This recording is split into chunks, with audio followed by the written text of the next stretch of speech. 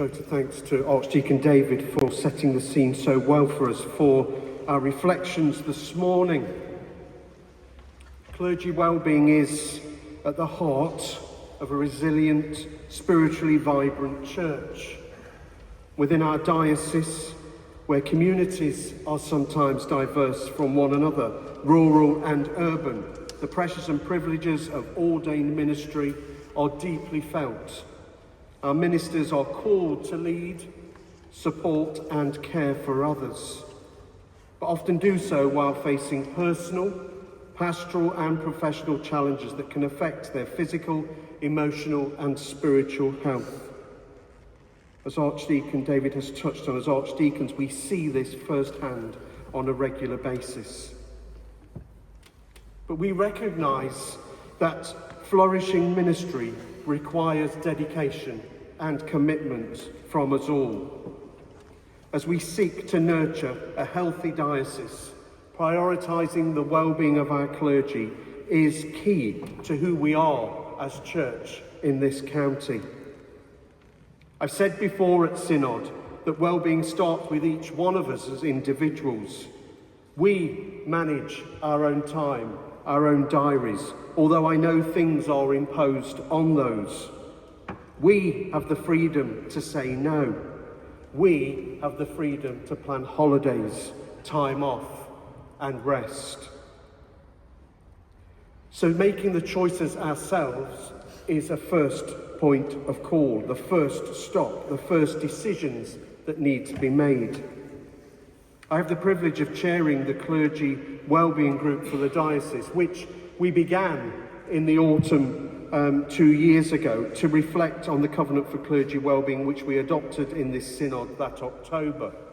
We began as a working group, thinking that was a short-term thing, but we are meeting twice a year to continue to reflect on what we can do as a diocese to improve the well-being of all our ministers, lay and ordained. As a diocese, we have a continual focus on the well-being of our ministers. The Wellbeing Working Group meets, as I said, a couple of times a year and covers a range of issues where we're seeking to make a difference, and I'm grateful for those who are part of that group.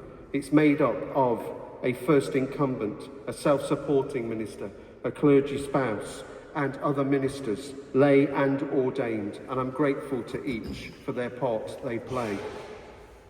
We've developed what's been shared out with the Synod papers, the top tip sheet. It was 35, we got it down to 20, because otherwise you're going to be all day deciding which top tip to follow.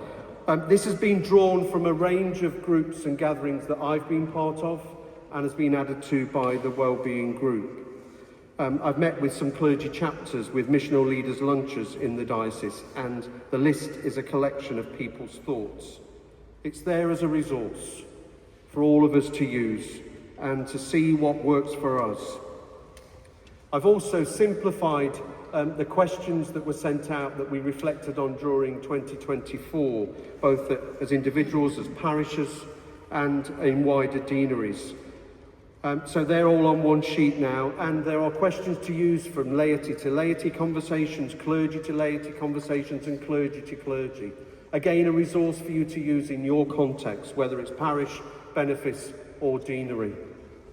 Both of those documents are available on Insight, our learning and resource hub. Just search for Wellbeing and you will find them, so please encourage others to use them. I want to update on a couple of other things that have happened recently in the area of wellbeing. In April, we appointed a new bishop's advisor for the pastoral care of clergy. Lindsay Markwell, who many of our clergy will know, was already one of our counselling team. Lindsay now leads the team in a part-time role, and we are grateful for her and her commitment to this work. The counselling is a self-referral scheme, so please do make use of it. I'm also pleased to share that in October we will be running 2 further mental health first aid courses, and we're really grateful to the Clergy Support Trust for funding these for us. There'll be 32 places available and details will be sent out in the coming weeks.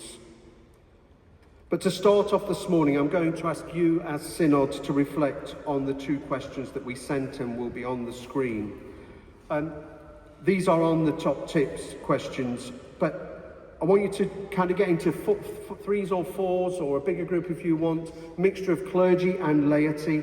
If you want to move to another group that's not with people who are in your benefits, please do. We've got 10 minutes to reflect on 2 questions. So for ordained ministers, for laity first of all, how do ministers, lay and ordained, know we care for them? So think about that together. How do our ministers know that we care for them? That question's there because twice recently I've had a minister say to me, "Nobody tells me I'm doing okay." Nobody tells me I'm doing okay. How do our clergy, our lay ministers, know that we care for them? Just reflect on that together. And then, from our minister's point of view, what do you need for better well-being from your local parish, from the benefice, from the wider church, from yourself? So 10 minutes in small groups. There's post-it notes at the end of each row, hopefully. We've got more up here if you need them.